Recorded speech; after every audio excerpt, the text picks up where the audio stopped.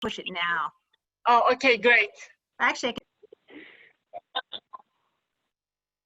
okay. Welcome, everyone. My name is Pam Berman. I'm the president of the Massachusetts Women's Political Caucus, and I'd like to welcome everyone to our visual webinar, our Zoom conference. It is my distinct, let me just,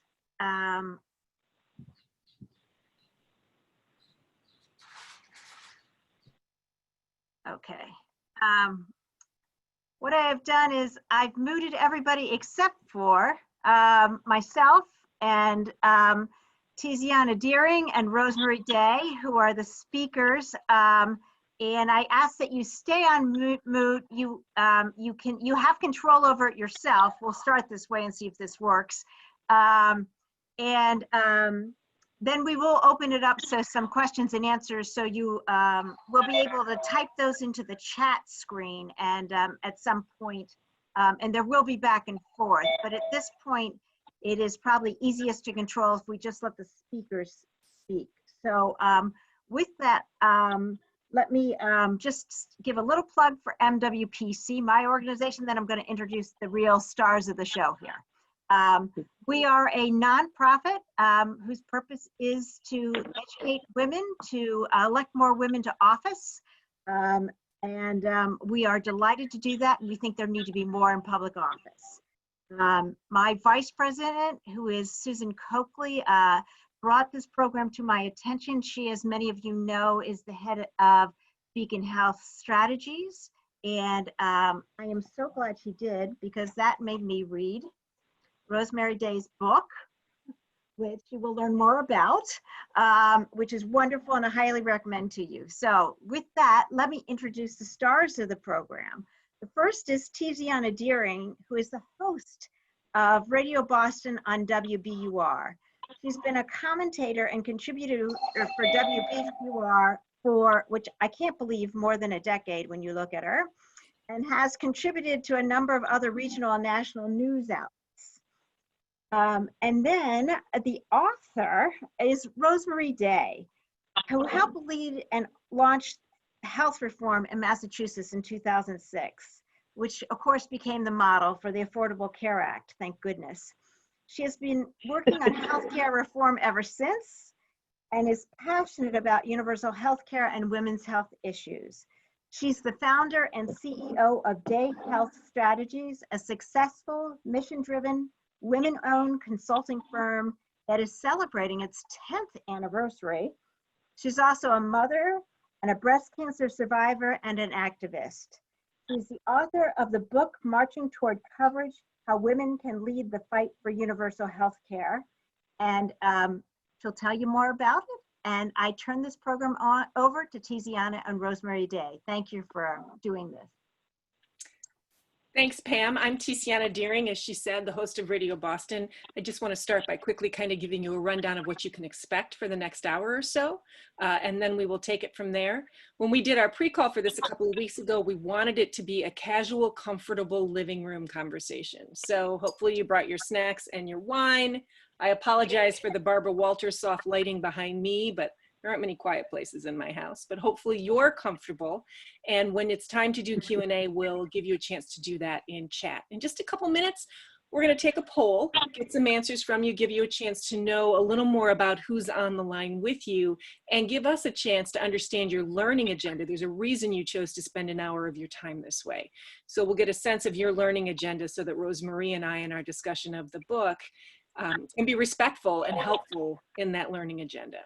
With all of that dispatched, we will then hear excerpts of the book, hear stories from Rosemarie, understand more about what motivated her to write the book, what her aspirations for it are, understand better her deep knowledge of healthcare and what needs to come next. We'll do about 20 minutes of Q&A at the end, and then there will be that opportunity on Zoom to do the same thing as standing in the line to get your book signed and talk to the author one-on-one. You'll have a chance to do that too. Rosemarie, anything you'd like to add about how we're going to interact over the next hour or so? No, we want to make this participatory and like just a conversation. So I'm really delighted to see so many people here and look forward to this. Excellent. So I think the first thing that we want to do is just a very brief survey. I'm not as familiar with how we do surveys on Zoom chat.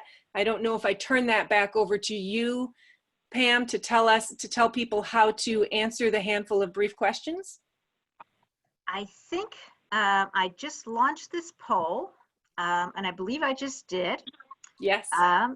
If everyone will just answer the poll, you'll see that you have multiple choice questions. There are 4 of them. You choose just one answer for each of the first 4 questions. And the 5th question is an open-ended question. To that one, you won't be able to answer that question. That one you just answer in chat. Just answer just on the chat button below, just answer that one.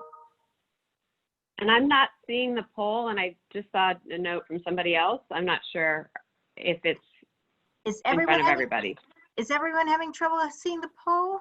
And if you are, one thing that you can do is look at the bottom of your screen, and hopefully you will see participants chat, share screen, polling, and reactions. And you would choose polling. Not seeing polling. You're not seeing polling, Rosemarie? Okay, so what I would suggest is that we table those questions for now. Maybe we can work on getting that up and running in the background. In the meantime, what I really would encourage people to do, please, is go to the chat function, choose everyone, and type in a phrase about something that you came to learn tonight, because we'll be able to see those, and I'll be able to incorporate those into my questions to Rosemarie, and she'll be able to incorporate those into her answers and kind of where we're going. So if you could do that now and over the next couple of minutes as Rosemarie and I get started, again, that will allow us to tailor the discussion most to your needs. You're busy women, and we want to be able to do that. So while that's happening in the background and you're posting your chats, Rosemarie, I'm going to ask you the question that I'm always dying to ask somebody when they come on the show who wrote a book, if it's not a novel, because you start in a different place if it's a novel. Why did you write the book? Yeah, because I'm not a writer by profession. So this was a really major change in my life to figure out how to write a book. And so you have to have a pretty strong why, which I do. It was a confluence of events that was triggered by the outcome of the 2016 election, where it seemed like everybody who won from Trump on down was intent on repealing the Affordable Care Act. And I viewed the ACA almost as like my baby, my 4th child, because we had, as Pam mentioned, we had started it in Massachusetts. It became a model, and I saw it as this wonderful solution that had bipartisan roots, and it, in my mind, rationally made so much sense. I could not see why it had become so terribly politicized, and that the top agenda, the day one item, is that we're going to repeal this thing. So I had this notion, if I just explained it better to people, that more people in the middle would understand that in other parts of the country, and and then voila, we would keep the Affordable Care Act. So that was my initial notion. The perfect storm of events got personal, and I encountered the health issues in 2017 on multiple levels. I described them in the book. And so this cause that I had worked on, I would talk to the doctors about what would happen if I was going through this breast cancer situation with no health insurance. What do you do with your patients who have that? And so I started to build more of that understanding in that scary moment of going through the cancer diagnosis and treatment, and how much worse that would have been if I didn't have insurance coverage. So it brought it to me in this visceral way that was completely, in addition to what I already was strongly feeling from that professional and policy sense. On top of that, a bunch of other things happened where I began to feel extremely overloaded as the female in the family from multiple sandwich generation issues. I'll just leave it at that. So I had a last straw moment, and it just all kind of came together towards the end of 2017. And I said, I have got to do something about this. And writing about the ACA is only part of it. there are just too many burdens that women are still carrying, and we are too disempowered. We do not have enough women in office, and I am convinced if we had enough of the right women in office, we would have a different set of policy and budget priorities, and we would have universal health care. And that's the book I wanted to write. All right, so there are two things that I want to pick up from that thread, one more brief and then one a little bit longer discussion. The more brief was, you said you sort of had your moment, right? The straw that broke the camel's back, and you blew by that. But I actually think it's kind of important because it's so iconic of a woman's experience.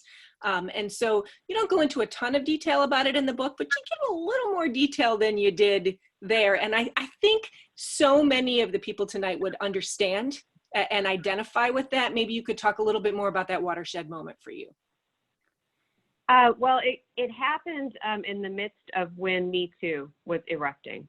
So in that moment, I started to revisit, along with friends and colleagues, what happened to us in the course of our careers. And had we had those Me Too moments that we had just stayed quiet about, only told a few people, and moved on, professionally to a better, supposedly better place. And it turns out there were a lot of us with those stories. So I was feeling the pain of that, from some things that had happened maybe decades ago. And that just exacerbated what was already the problem on the health insurance side. And so it brings stuff to that kind of personal level. And then within my own family, I was beginning to have to shoulder really the entire load of figuring out what to do for my aging parents who were having increasing physical and mental needs. And so I, from 3,000 miles away, was really trying to take over the caregiving solution. And then on top of that, there were things happening, needs within my own household that are normal course of events, with your kids and their growing and emerging needs. And it all just kind of piled on me. At the same time, people say, well, you need to get more rest. You need to do this. And I'm thinking, how can I possibly do that? I've got too much on my plate. And it was that it all just came together. And the Me Too was, I think, that last straw. Yeah. Just briefly, I'm just going to interrupt you and me for a minute to say that, folks, as you are sending in your learning agenda items, I'm seeing them here. We are going to do a good deal about action steps towards the very end of the conversation between Rosemarie and me. And I am seeing your other learning agenda items, so keep them coming, and we will try to incorporate those.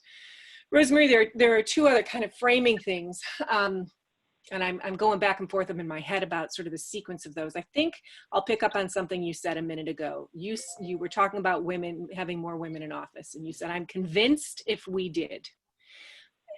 In reading the book, it struck me immediately that there are a number of underlying convictions that you have about women, their role in social advocacy, the importance of healthcare, the belief of healthcare as a right.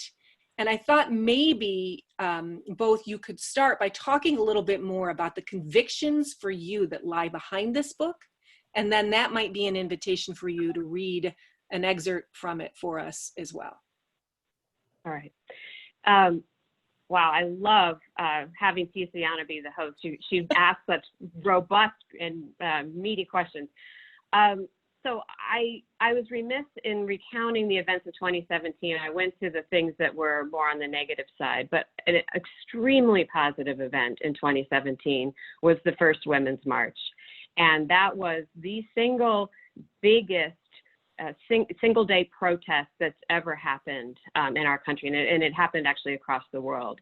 And I got to be there in Washington, D.C. with my mother, one of my daughters, dear friends. And I will never forget that day and how phenomenally empowering it was to descend upon the city and be together with people, crowded in person, and exhilarated by the power that we felt of being together. And all of us were there for multiple reasons. It was very intersectional, and it was like we could feel that there was that we weren't just sitting on our couches. We could push back on what we thought was a terrible election outcome that would lead to an ongoing ripple effect, the likes of which we are currently living through. So that was a very positive and shining moment to see how that power felt, and having not been in the civil rights marches and things like that, but having read and, watched so much about it, I felt like I got a taste of what that must have felt like, and how you can come together with people peacefully to engage in saying, no, this is not what we want for our society. To get to the convictions, I fundamentally believe in reducing inequality. The converse is, I believe in equality, and at a minimum, equality of opportunity. But I would like to see more than that, because I think that doesn't quite get us far enough, or we don't seem to get to a pure version of it. So I have spent most of my life, ever since I got to college and figured out what I was going to study, trying to figure out how do we get to that place. And I've come at it from multiple directions. I did education policy. I've ended up in the healthcare side, but I truly care about all the issues that surround what makes us human, and how do we actually try through policy and our individual and collective actions to achieve what I think should be more of an ideal of equality. And sadly, as I was researching the book and looking at the data, I came to see that the inequality in this country has risen dramatically in the past 4 decades. And I know we'll get to talking about current events, but it is an appalling statistic. It's an appalling reality. And this country, in my view, has been moving in the wrong direction for the past 4 decades, because this is underlying a lot of today's pain. Let's wait on the excerpt. Let me ask you a couple more questions, and then we'll go to that. We're having this conversation not in a vacuum. We're having this conversation at the intersection of some staggering moments for our country and for us as citizens. A colleague of mine at WBUR said in a meeting last week, COVID-19 isn't the elephant in the room, it's the room. And COVID-19 is the room in which we're having this conversation. We are also in a moment where for a full week now, we have seen people exercising their rights to peaceful protest all over the country, a great deal of social action in response to racial injustice, and a very painful national conversation about the appropriate response to social action as a result. Where would you situate healthcare and this discussion about healthcare and social action in that intersection? Especially understanding race is at the core of it.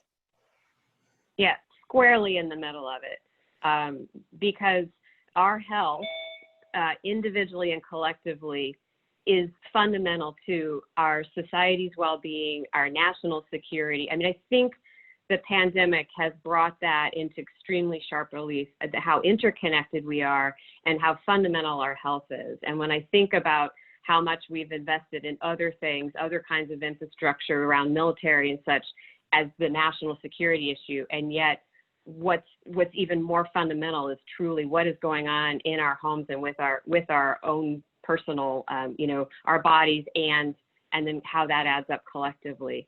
That is absolutely fundamental, and it just has to be addressed. And it intersects with race issues, because the folks in this country who get the short end of the stick, whether it's on health insurance coverage, access to health care even if you have coverage, treatment protocols, you name it, African Americans tend to get the worst of all of that.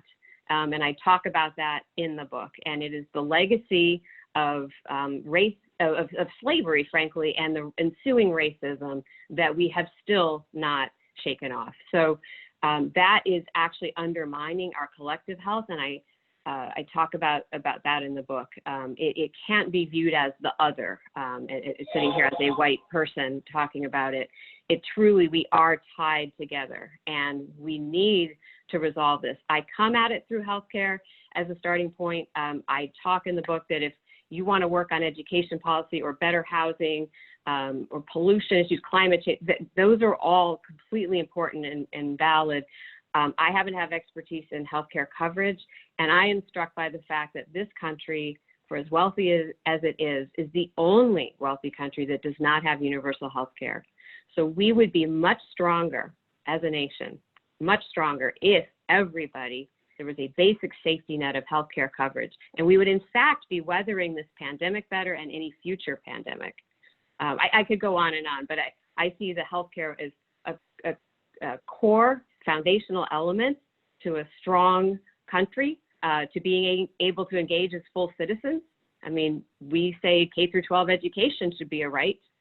We believe in that, to have an educated citizenry. We should have a healthy citizenry.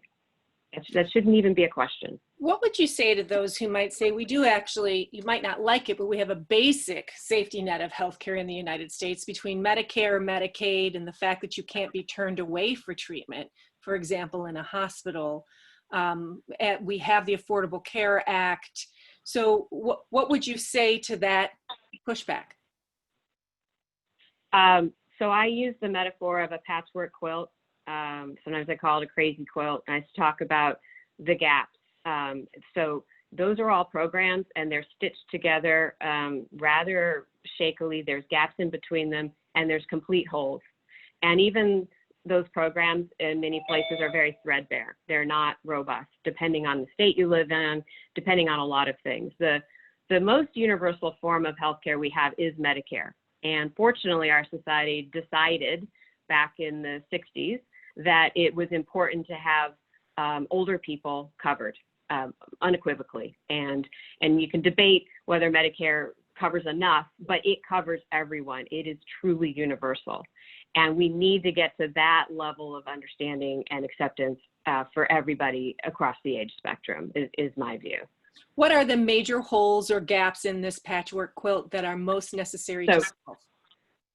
So actually, I want to share a story that I share in the book because it is in fact a pretty common misconception that we have coverage because if you show up in the ER, you're going to get treated, and so you're fine. Well, it turns out that actually showing up in the emergency room does not guarantee you treatment, only if you are frankly about to bleed to death, or you're in profound distress, or about to deliver a baby. But the ER does not actually have to take you according to the law that governs that. And local jurisdictions can vary as to what they decide is a humane practice. But if you need a treatment because you have a chronic disease, the ER is not going to give you anything unless you present with an extremely acute, like life-threatening condition. And so when you present, I mean, the first question is always, what's your insurance? What's your coverage? And your treatment is then determined accordingly. So I share in the book all of the statistics that show that things like a car crash, if you are uninsured, you're 37% more likely to die than if you have insurance. Once you've hit that ER, your odds are different depending on what coverage you have, because they'll give you much more minimal treatment if they don't think it'll be compensated. And they're less likely to admit you to inpatient, et cetera. So you can take lots of different kinds of conditions, and the statistics are very, very similar. So people without insurance are far more likely to die because of the lack of hospital treatment, but also because of all the cumulative effect of chronic conditions. And that all adds up over time. So the story I want to share, which I found really compelling, is I'll just read a short excerpt from the book, which is the death of Amy Villalla's daughter, Shalene, is a tragic example of this outrageous situation. Shalene was enrolling in nursing school and was in between insurance coverage when she went to the ER with a pain in her leg. Because she appeared to be uninsured, the hospital sent her home. They're telling her it's going to be very expensive, so she can leave now. There's the door. It won't cost her anything, Amy Villalla said. They want us to see if we can get her on our insurance. The pain worsened, and a few weeks later, she returned to the hospital and died of a blood clot that had traveled from her leg to her groin. Outraged at a healthcare system that allows people like her daughter to die because she fell between the coverage cracks, Villalla decided to run for Congress in Nevada as a healthcare for all activist.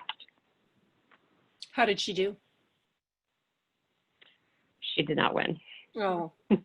Does she feel that she's been able to have an impact on the healthcare discussion in her state by the act of running? I think it's a great story that was documented in a Netflix piece called it's either Bringing Down the House or Knocking Down the House. I forget the exact title, but it profiled 4 women who ran for office, one of whom was Alexandra Ocasio-Cortez, who did win. Let me ask you, one of the learning agendas that we saw from one of our participants tonight was I want to learn more about healthcare so I can advocate for it better. We just did, I think, the first part of that, which was to talk a little bit about the current structure and where the holes and gaps are. You talked about a little bit of the risk that one faces in overall health outcomes, given what those holes and gaps are. And you also talked about the strength of a coverage plan like a Medicare, that does effectively cover a broad set of people it's designed to cover. The middle of your book, one of the things that it does is dispel misconceptions about what universal coverage and universal care has to be and does not have to be. And what are some of the ways, the policy ways to go at achieving that, kind of up and down a continuum of the mix of private versus public, more expensive versus less expensive, who makes the healthcare decisions. Obviously, you can't read us the whole book, but maybe you can walk us through that landscape a little bit and what the trade-offs are up and down that continuum. I think one of the things I wanted to, so this book is meant to inform people who read it and hopefully inspire them as well. And I'm trying to debunk a lot of the kind of common conceptions. So a lot of times people think universal health care means we have to be like Canada or England. And I wanted to show that so many other countries have universal health care and they have so many models of doing that. And I have a chapter on that, and I focus on 3 countries, and one of them is Germany, because I think that Germany has a lot of applicability to how we might do it in the US. And I do talk about this continuum of whether government controls everything and there's really no private sector role, to something more like the US model, which is much more private sector heavy and more minimal on government, at least in certain of those patches of the coverage quilt. So I want people to understand that there are many ways to get there, and this hybrid, some balance of public and private sector, is what I think, having observed how we've digested things like the Affordable Care Act, difficult as that has been, that combination of keeping the private sector at the table, but with some government guardrails to level the playing field and do a bunch of things. That's the kind of the key. That's how things work in this country. And so I want people to know you don't have to, go down that sort of false choice, like, well, it's England, the government runs everything, or it's nothing. It's where we are. And that's just not true. So that's one of the continuums I talk about. And can we afford change? So my quick answer is we can't afford not to. And I think what we're seeing right now in our society is that we absolutely cannot afford not to address these inequalities. And again, I go back to healthcare being one of the fundamental building blocks. So we absolutely have to do it. And I'm a numbers person. I started out, I see some people on the call who know me back from my days starting in Massachusetts state government, right out of the Kennedy School as a budget analyst. And I like doing budget numbers in my own household. I like doing them statewide. I like things to balance. I am not one of these people who's like, hey, we can do everything and somebody else will figure out how to pay for it. So I kind of come in more squarely in the middle there. And what I learned about budgeting early on in government is that it's about priorities. And we are a wealthy country. If we chose to make healthcare a right and make that the top priority, we absolutely can afford it. We've chosen to do that for Medicare, and we can choose to expand that. We can choose to go beyond that. And I present in the book, I don't give a detailed spreadsheet, but I put a lot of thought starters there because I want people to feel comfortable having the debate at Thanksgiving, at their kitchen table, wherever, and to say, yes, we can afford that. And if we took a little here and you did a little there, you could put that together and we could cover people. We wouldn't necessarily cover every single thing. And I quote one of the British health ministers who says, we cover everyone, we don't cover everything. And that's the thing that's got to be, I think, the paradigm shift, is we've got to cover everyone with at least some level of, I call it the fleece blanket, but some basic level of coverage. And then people can choose to buy up and do the things they want to do in our, free and capitalist country. I'm fine with that. So I want to pick up a thread everyone. that I wasn't planning on asking you, but now I can't resist, because you just talked about being ready for the debate at the Thanksgiving table. And this is a book that is about women taking action on healthcare. So let's be gender honest for a minute and say that men love to frame the terms of the debate at the Thanksgiving table and many other tables based on how they see the problem. So teach us how to frame the debate tables and our Thanksgiving tables and our Christmas tables to convince people towards the kind of action you're talking about. Well, I think you need to take a combination of approaches, and certainly stories. And I encourage people to share personal stories. So as much as I'm a numbers person and I would love to convince everybody with a wall of statistics, what really moves people is personal stories. And to be able to share a story like of somebody in your family, or somebody like the people I portray in the book, like Shalene, that can we agree that this is not okay for a country such as ours, a country we want to be proud of? I think that's kind of one whole bundle of things. I then give people other tools to talk about, what do rights mean? Rights are combined with responsibilities. Are we really that individualistic, or are we interconnected?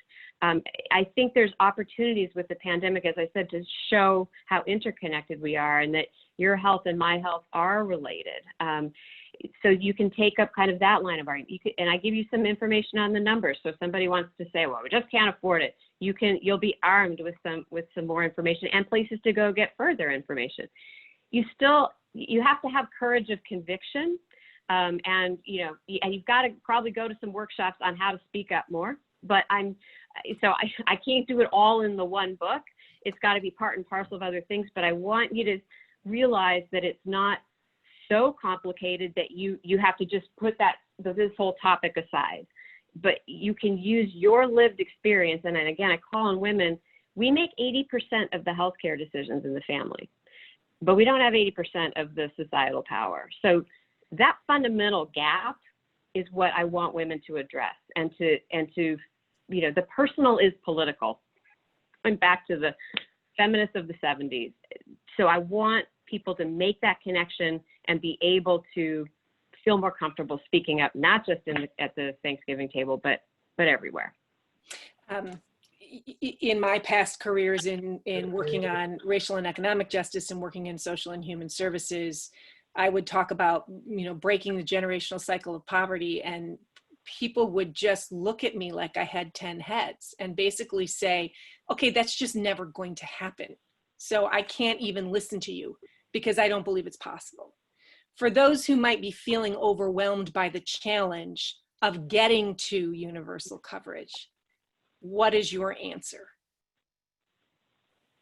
I fundamentally believe in the notion of democracy, and the fact that every single individual one of us counts, and the actions that we take add up. So, I mean, people want silver bullets and glamorous answers, but it is about adding up those votes. And I show that if more women, so women do vote at higher rates than men, but there's still so many women who aren't voting. If more women voted, and when you look at what our average voting preferences are, if 10 million more women voted, I put the numbers in the book, we would be able to drive policy differently. So it goes to basics like that. You have to have faith that all of those drops of water add up. Otherwise, I know it can be overwhelming, and especially with the events that are going on right now, it is so disheartening, but you can't give up. I mean, at the end of the day, what do you want to say you've done with your life? And just give up and stay, to hold back. I put a lot in there in the book about how actually activism and joining forces with people is such a salve to the pain that we feel. This is a way to come together. There's so many people who've talked about this. Angela Davis, Cecile Richards, written volumes on things like Gloria Steinem about how this is actually can make you feel better. And so if enough of us realize that and then we add up all the actions, it'll make a difference. Okay, I'm going to pause you for just a second. Pam, I know that you've got the polling results. I want to keep cruising here, but if you could post those where people can see them, that would be terrific. Rosemarie, I would just want to tell all of our participants just briefly that in a minute I'm going to be going to the question and answer portion. So please start putting in your questions for Rosemarie in the chat. I do not promise to get to them all. I don't get to all the callers on my show either, but I do promise to get to a good range of questions that help us learn. So with those two things out there, and I do encourage people to start sending in their questions, Rosemarie, what do you want us to do? What's the call to action? So I talk about, I'm a big fan of the continuum. You've noticed that. And I realized earlier when you asked the question about other continuums, I wrote the book to also explain that Medicare for All, which had gotten the most attention about being the solution for universal health care in our country, is not the only path to universal health care in our country. And I lay out other things along the continuum that embrace that more public-private hybrid model that I talk about with Germany. So I'm a believer in that continuum. Another continuum is a continuum of involvement. So what I want to time you out for just a second because I think our viewers might be distracted. I think the chat is disabled right now. If we could re-enable the chat, I think if people can get their questions in, then they can go back to focusing on you, Rosemarie, and we won't have any distractions. So, okay, Sure. Let me return to you now. So this other continuum that I present is a continuum of involvement. And so I am not judging where you are. You start from where you start.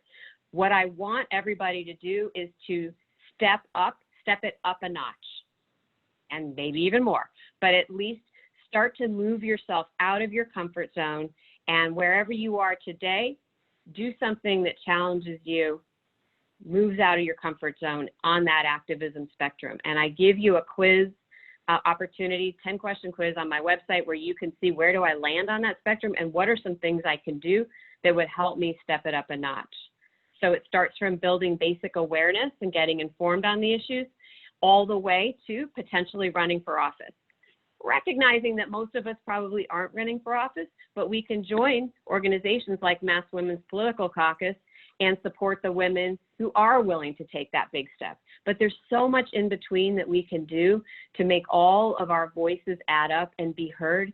You have to change the culture and to change the politics, and the culture is informed by our stories and our collective will in that regard. And so I just give you all kinds of examples. Go to the website and you can do that. Now, of course, my publisher would want me to say buy the book too, because then you get the whole picture. But those, and on the website are organizations that you can join that are presenting fabulous opportunities to get informed and get involved. Do you have something you'd like to read to us from the book? I do, because you want a little bit of inspiration, and I will, there's a number of different parts of the book. I think I bring in some quotes that have inspired me. I try to open every chapter with one of those. Here's one that comes from the heart of one of the last chapters. America is more than just a collection of rugged individualists pursuing personal freedoms and self-interest. Americans have realized the limits of individualism, and they've turned to government in times of crisis. As President Franklin D. Roosevelt famously stated in 1933 during the Great Depression, we will now realize, as we have never realized before, our interdependence on one another. Likewise, Dr. Martin Luther King Jr. wrote about interdependence in 1963 in his letter from a Birmingham jail. He said, "Injustice anywhere is a threat to justice everywhere. We are caught in an inescapable network of mutuality, tied in a single garment of destiny. Whatever affects one directly affects all indirectly. Anyone who lives inside the United States can never be considered an outsider anywhere within its bounds. And so I'll close with something that I opened the book with. The American people have been pushing for better access to healthcare for decades. Now is the time to put the pressure on. Now is the time to march. In difficult times, I take solace in one of my favorite quotes from Dr. Martin Luther King. The arc of the moral universe is long, but it bends towards justice. In the realm of healthcare, the quote has been modified to suggest that the arc of the healthcare universe is long, but it bends towards coverage. However, the arc will not bend by itself.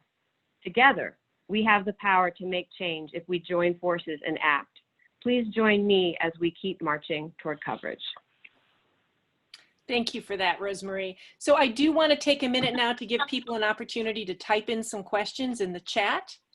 I know that some people are having to jump off. I do have additional questions of my own, but I think it's really important that we allow for that engagement. So if you have a question, please put it in chat now.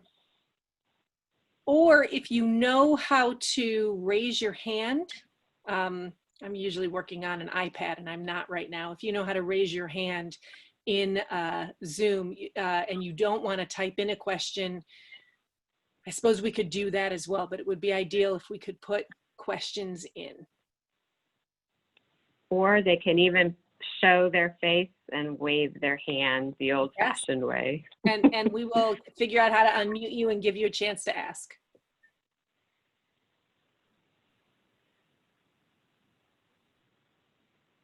I am not seeing any questions right now. So I'm going to grab the mic back because I actually have a couple more things before we end that I want to ask you myself. In journalism, if there were a number of other journalists from WBUR, especially on here, they'd be asking me, now, did you make sure you asked all the pushback questions? So I do have a couple of other pushback questions that I would like to ask you. Setting aside your disagreements with why there may be elected representatives who want to repeal the Affordable Care Act, what isn't working about our health care coverage now, especially the ACA, which you seem fairly comfortable with or satisfied with in the book? What's really not working and needs to change about what we have in place now?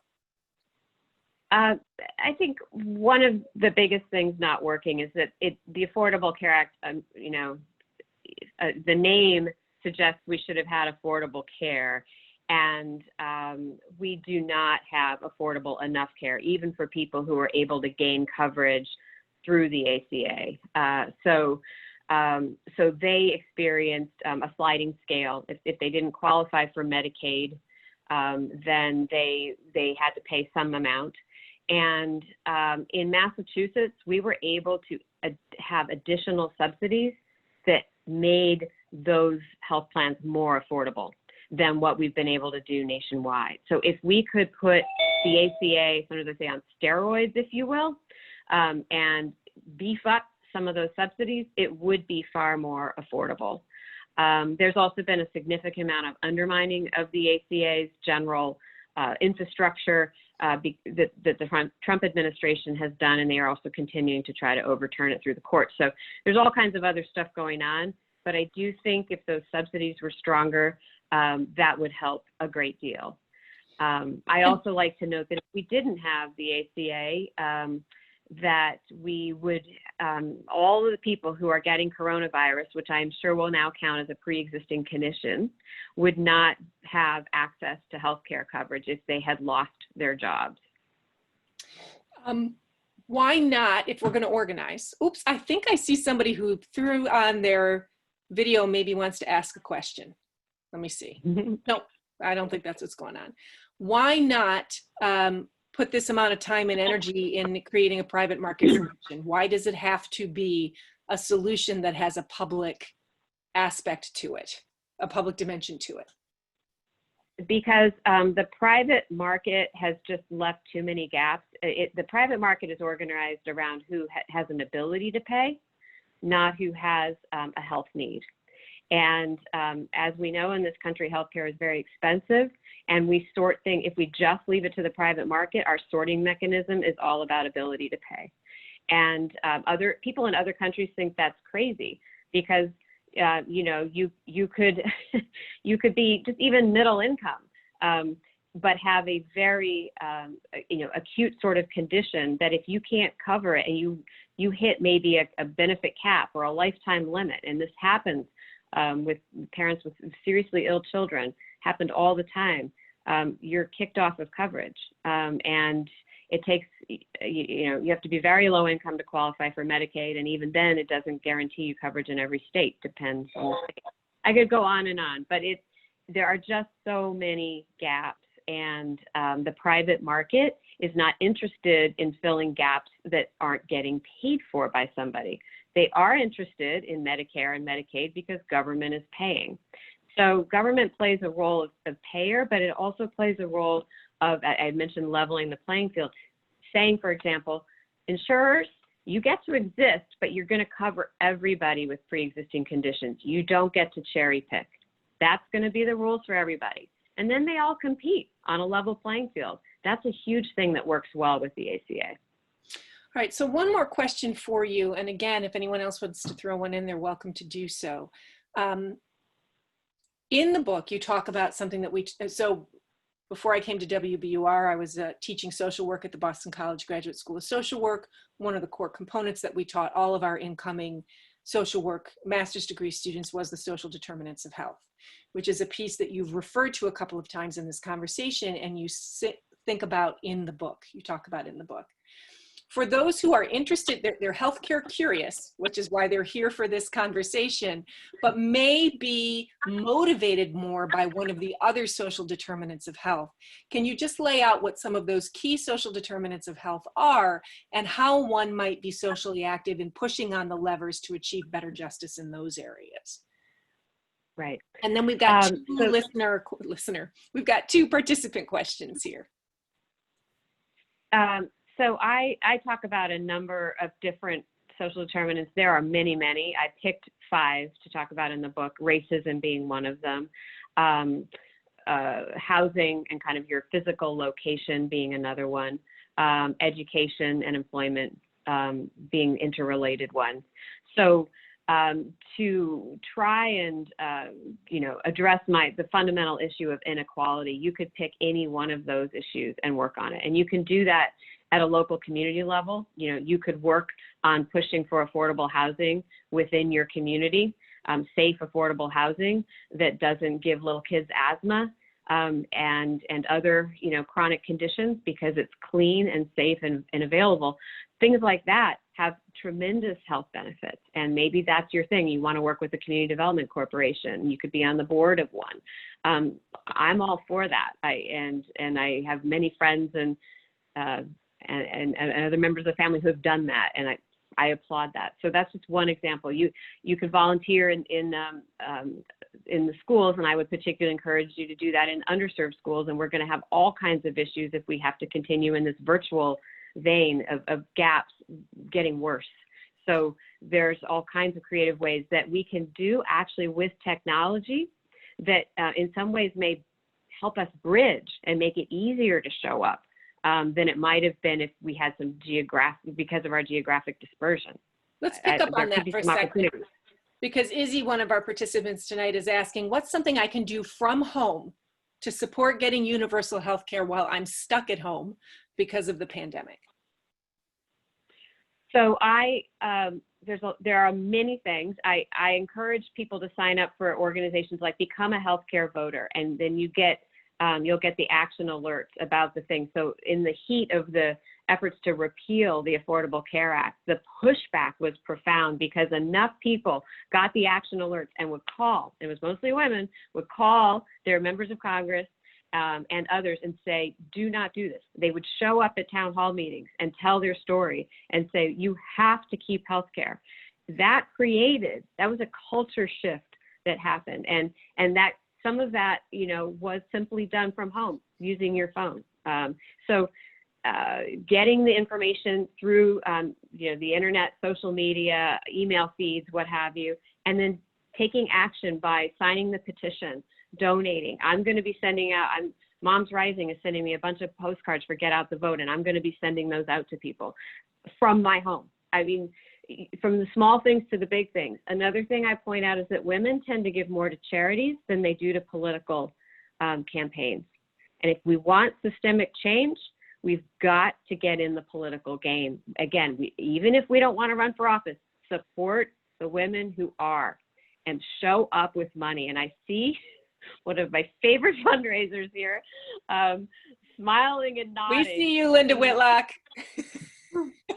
And boy, do more of us need to Hello, be everyone. Hi, Linda. We solicited each of you at some point on behalf of terrific candidates, but great to see you, Tiziani, and Rosemarie, fabulous. Yeah. Great to see you, Linda. And all you got to do is press a button. They make it so easy these days. Your credit card, and you can just do that from home. You can do that from home. So to that point, Maria is asking, what do you say to somebody who's thinking about staying home from the polls because they live in a blue state where they think their vote doesn't matter? First of all, every vote counts, and you have to fundamentally believe that, because you don't know the outcome until all the votes are counted. So you can't, it's like that prisoner's dilemma. You can't assume everyone else is taking care of it. That goes against what I fundamentally believe. You have to show up, and absentee ballots are fine. If you're not feeling comfortable about, because of the pandemic, leaving your house, then you can still vote. But in a blue state, I look at the fact that Hillary Clinton did win the popular vote by 3 million. And I take some solace in that because I think it matters that many people were saying this is what we value, and that cannot be ignored as much as some folks might want to ignore it. And so every single one of those extra votes matters, I think, from a psychological perspective. Even if it didn't turn into the electoral win, it still meant something in terms of breaking down some barriers, breaking against that glass ceiling, all of those things. If people had said, oh, I'm in a blue state, it doesn't matter, then we wouldn't have had that. I'm thinking also just yesterday I had on air Boston City Councilor Julia Mejia, who's one of the new city councilors in the city of Boston, who reminded me on air yesterday that she won her seat by 1 vote. Literally 1 vote. So that's a local race, but there are so many stories like that. Maybe I shouldn't get overly partisan here, but I'm going to just point out one of my favorite I think worst statistics that I still remember from the 2016 election, which is that in those 3 critical states where the Electoral College victory tipped to Trump, and that whatever it was, 70,000-ish votes, if the people in those states who had voted for Jill Stein had voted for Hillary Clinton, Hillary would have won. I think that is analogous to that 1 vote. It was that close, and those were people who were blue. So last question from a participant, and then I think we'll probably wrap. Changing people's minds anymore can be very difficult. We tend to hunker down. Just ask my husband and I, who often sit on opposite sides of the political aisle on things, right? And have to find our way all the time through these conversations. We have found our way, and many of the people I love who disagree with me, I've found a way with. But it can be hard to start a conversation with somebody who disagrees and is entrenched. What is a way to start that conversation? That is a really good question. I think the way you change people's minds is really through their hearts. And I think such a good example of that is when you look at the acceptance of gay marriage, which in my lifetime, our lifetime, Tiziana, has changed profoundly. and to the point where young people today are kind of like, what's the big deal? What are you talking about? But when we were in college, that wasn't the case at all. And that really wasn't, that happened household by household, and with people courageously coming out and sharing their stories wherever they were. And for people in a very human way saying, oh, I get it. I think we can tell healthcare stories like that and not blame people for a health condition, but understand that health conditions can happen no matter how well you take care of yourself. And again, coronavirus shows us. So let's not blame people. Let's come together from a place from the heart and talk like that. And at that, I think I'm going to turn it back over to Pam. Before I do, Rosemarie, I want to thank you for a fabulous conversation. One of the many downsides to Zoom is we can't all clap and go, woo, woo, woo, woo. I can't do that anyway, but the clapping, but it was I learned a great deal, and I appreciate the conversation, and I'm going to turn us back over. Ooh, some thumbs up. Somebody knows how to use the icons. I'm going to turn us back over to Pam. Thank you very much. I think I'm unmuted. Thank you very much to both of you. What a great conversation. I really, really appreciate your time, your heart, your effort. I want to, at Rosemarie's urging, urge you to please buy this book. If you are looking for a place to buy a signed copy, please go to Porter Square Bookstore and you'll get a signed copy, which is really, really worth your while. I will tell you that I started reading it thinking that I was reading, when I normally read books, which is right around the time I go to bed. I will tell you, just as a note for yourself, don't read it going to bed. Rosemarie is such a good writer that you will feel the need to go out and protest and active, and it is anything but a bedtime story. It is a wonderfully written book, as you can tell from this discussion. It is just, I'm so glad we had both of you. This was just absolutely terrific. I apologize for any of the technical glitches. They were mine, not these guys. Thanks so much for everybody participating tonight, and we look forward to continued action on this subject. Thanks so much. So I'm going to bow out now. I don't know if Pam is or not, but if you would like to stay on and unmute and engage in kind of a one-on-one with Rosemarie, she's prepared to stick around a while longer to do that, and is available for that conversation. Also, if you want to go to my website, rosemaryday.com, please sign up because I have ongoing communications. I do a blog and things like that about timely topics. So please sign up and you can be in touch with me that way as well. And take the activism quiz and see where you are. No judgment, just let's step it up. So this is Peg Hare. Rosemarie, I met you a few years ago at a conference, and I think we had like minds. So you continue to be an inspiration.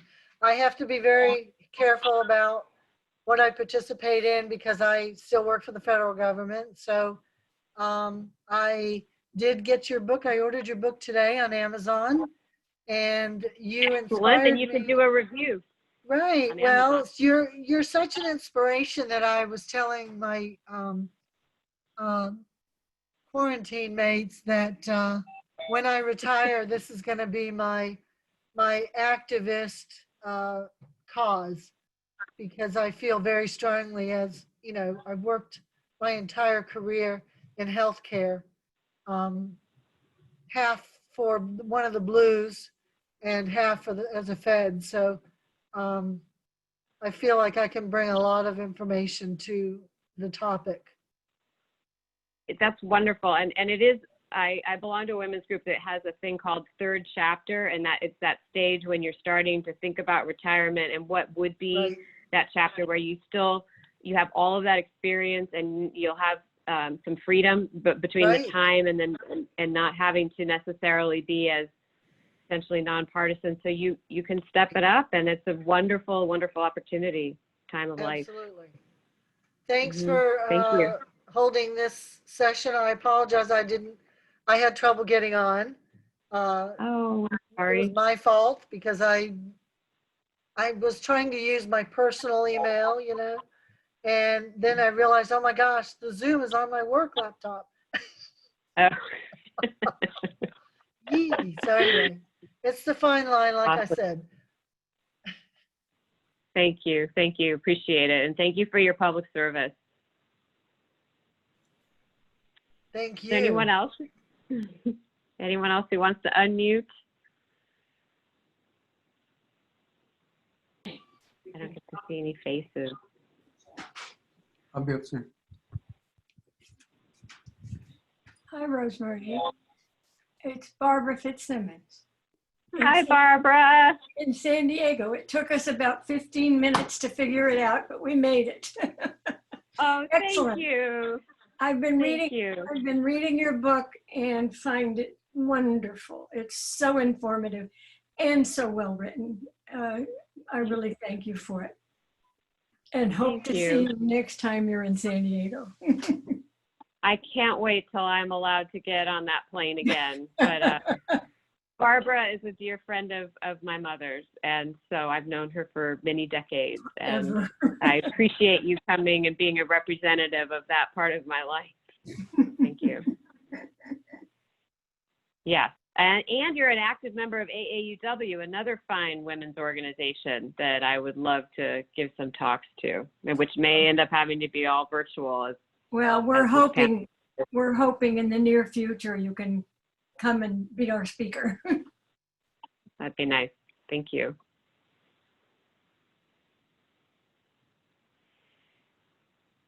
Anyone else? Don't be shy. Can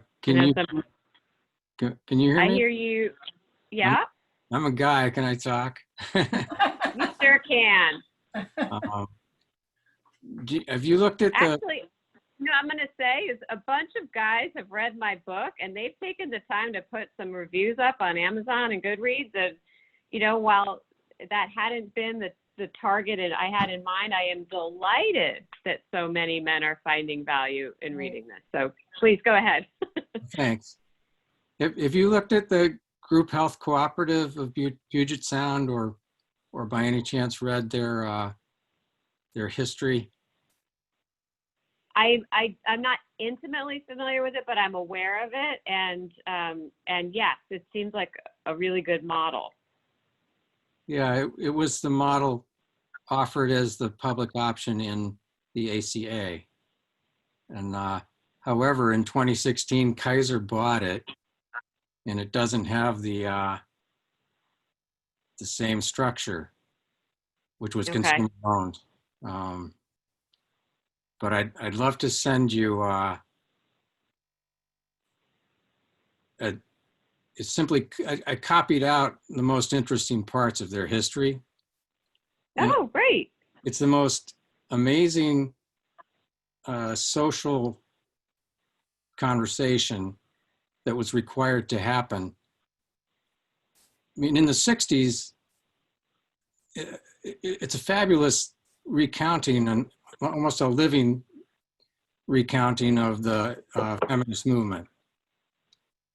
Because the consumers, the owners of the plan, decided if they were going to pay for things like natural childbirth. And through the years, they have voted in a town meeting format, very formal, Robert's rules, and debated, including 3 times they debated abortion. So I'll send it to you. I'd love, yes, please do. You can send it to, it's Rosemarie at rosemarieday.com. You can send it to me. And I'd love to see that. I'm accumulating pieces like that. I had to winnow it down to I have a chapter on women's health history and with activism, and got to learn a lot about the origin of community health centers, which had humble origins and did amazing work and have grown so much since then. And that was in the 60s. And it's just been delightful to learn more and more about all of that. Thank you. Well, thanks. This has been great. Great. Anybody else?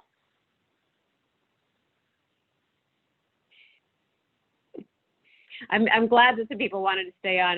The first big virtual talk I gave, the host just like after we said goodbye, and it like they pressed the button and everyone just disappeared, and it was the weirdest feeling having come. It was the very beginning of the pandemic, and I had been doing a lot of in-person events, and I was used to that dynamic where people kind of are able to stay after a little bit and talk, and then this thing of the button just being pressed and everybody evaporated and I was alone in a room, and it was very, very strange. So I said, let's just have a little aftermath if people want it. Trying to figure out this new virtual thing, right? How to make it more humanizing.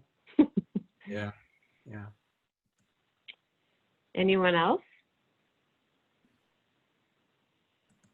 Pam, did you have anything else? No, I'm fine. Thank you. Okay. I owe Pam a huge thank you for it. Turns out there's a lot of logistics. Double the work if you think this is going to be an in-person event and you gear up to get that whole thing set up, and then you find out it's a pandemic and you have to postpone the date, but you think it's still going to be an in-person event, and then you finally realize it's just going to be a Zoom event, so let's change to that. So I think she's had to plan 3 events to get to this one. So, Well worth it. but hopefully this sets you up for your other ones that are coming down the pike. That's good. Thank you. And anyone else? Okay. Was there anything in the chat that I missed? Maria, I haven't been able to scan the chat while I've been talking. So is there anything you would pull out of there, or are we good? Nope, there's nothing you missed. We've shared links to buy your book, to contact you via email, and to contact Izzy if anyone's interested in being on your author list. Fabulous. Okay. Well, I think then we can probably wrap things up, and then I can go have the glass of wine that I just denied myself. I wanted to be on top of my game here. So thank you all very much for attending. It's been nice being able to have this conversation, and I'm very grateful to Tiziana for hosting the conversation. So Thank you. hope you all can buy the book, buy it for a friend, and get active. Absolutely. Yeah. Thank you very much. Thanks. Good night. Take care.